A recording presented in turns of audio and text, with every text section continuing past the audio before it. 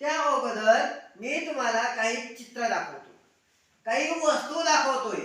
त्या वस्तूची नाव सांगाल का तुम्ही? बरं बरं बघू बरं आपण कोणाला किती माहित आहे तर. सगळ्यात पहिले सांगा बरं माझ्या हातात काय आहे? काय आहे?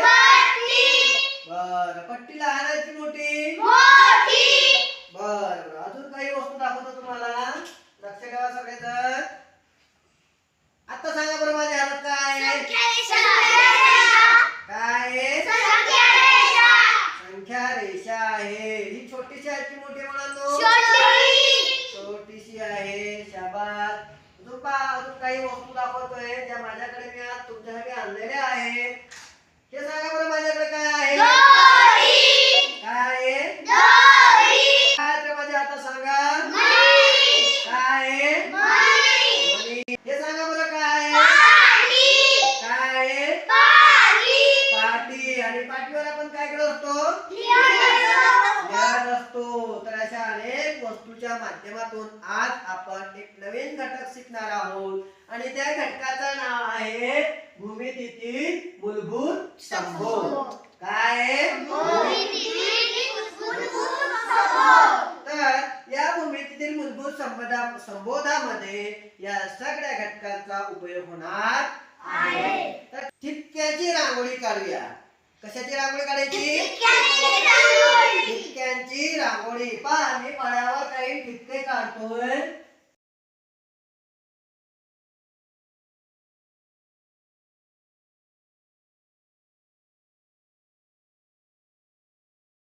आज आपल्याला या ठिकाणी ठिपक्याच्या रांगोळीच्या माध्यमातून शिक्षण घ्यायचं आहे, शिकायचं आहे.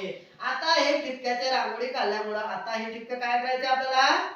जोडायचे असतात. मग आता सगळ्यात पहिले हा एक ठिपका असा जोडला, हे असं जोडलं, असा जोडला तर हे वेगळा आकार तयार झाला.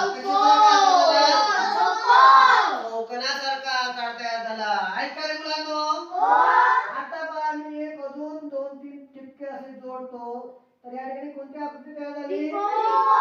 त्रिकोणासारखी आकृती तयार होते. आता बघा बरं मी अजून 2-3 काही एक ठिपके जोडले. आता काय तयार झालं? आयत तयार झालंय. आणि आता मला सांगा, आता सांगा मला काय तयार झालं? रेषा तयार झाली. याला पहिला घटक कोणता आहे?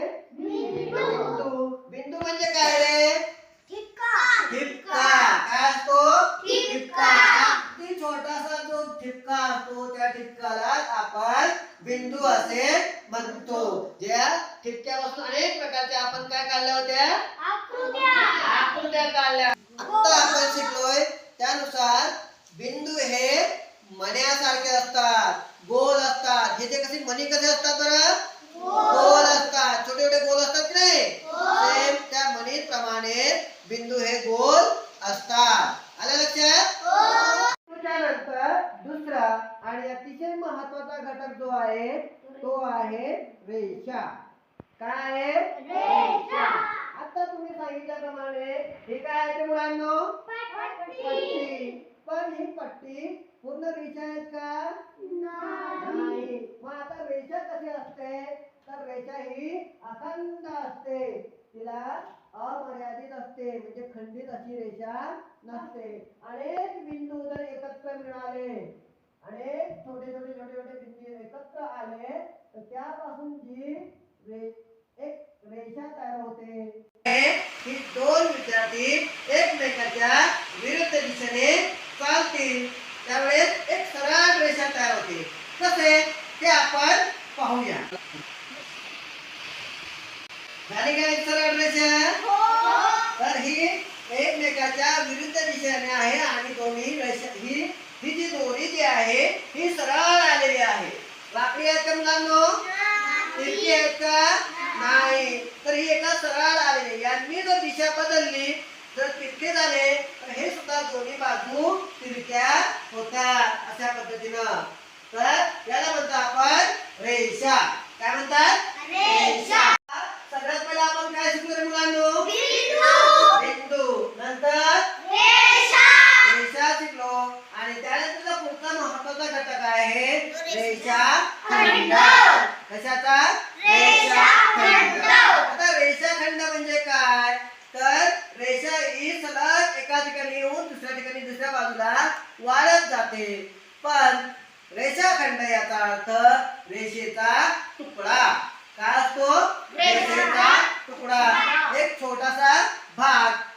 खंडित असतो त्याला आपण रेषाखंड असे म्हणतो.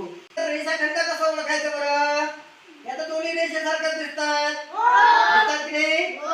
पण रेषाखंड हा ही रेषा आहे आणि या रेषेच्या मधात कुठेतरी खंडित केलेला भाग असतो. जसं या ठिकाणी एक बिंदू दिला, दिसते का बिंदू? हा बिंदू, तर एक दुसरा बिंदू दिलेला आहे. या दोन बिंदूची मधली जी जागा आहे व मधला जो दोरखंड आहे, रेषा आहे, याला म्हणता आपण रेषाखंड.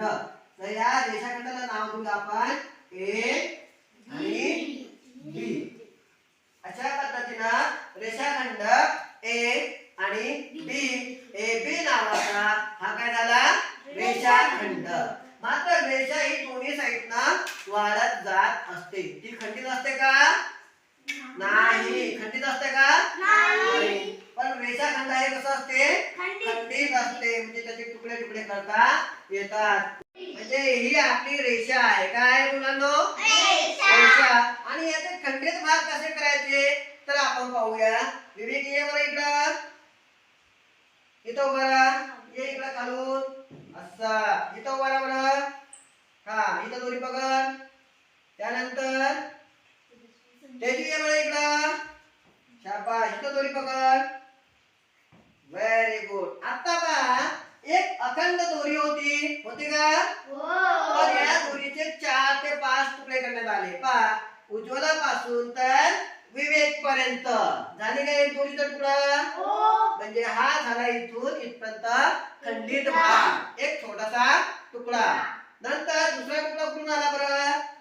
विवेक पासून तर तेजस्वनी पर्यंत झालं का? म्हणजे हे झाले 2 तुकडे दोघांच्या मधातले. आणि मग तिसरा तुकडा गेला तेजस्वनी पासून तर रेश्मा पर्यंत. असे आता आपण किती घटक शिकवले? 5. कोणते कोणते?